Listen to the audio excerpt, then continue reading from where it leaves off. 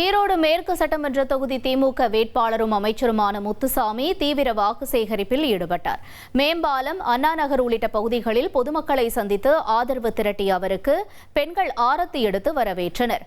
மகளிர் உரிமை தொகை உயர்வு, முதியோர் மற்றும் மாற்றுத்திறனாளிகளுக்கான உதவித்தொகை உள்ளிட்ட தேர்தல் வாக்குறுதிகளை அவர்களிடத்தில் அமைச்சர் முத்துசாமி எடுத்துக் கூறினார். மேலும் சோலார் பேருந்து நிலையம் உள்ளிட்ட திட்டங்களை குறிப்பிட்டு பொதுமக்களின் கோரிக்கைகள் அனைத்தும் நிறைவேற்றப்படும் என்று ஈரோடு மேற்கு திமுக வேட்பாளர் முத்துசாமி உறுதியளித்தார்.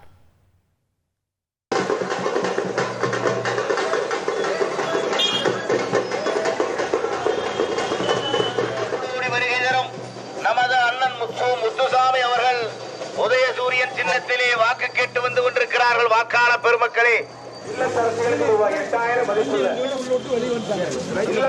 ரூபாய் 8000 மதிப்புள்ள கூப்பன் வழங்கக்கூடிய சின்ன உதயசூரியன் கொடுக்க வேண்டும் என்ற உயர்ந்த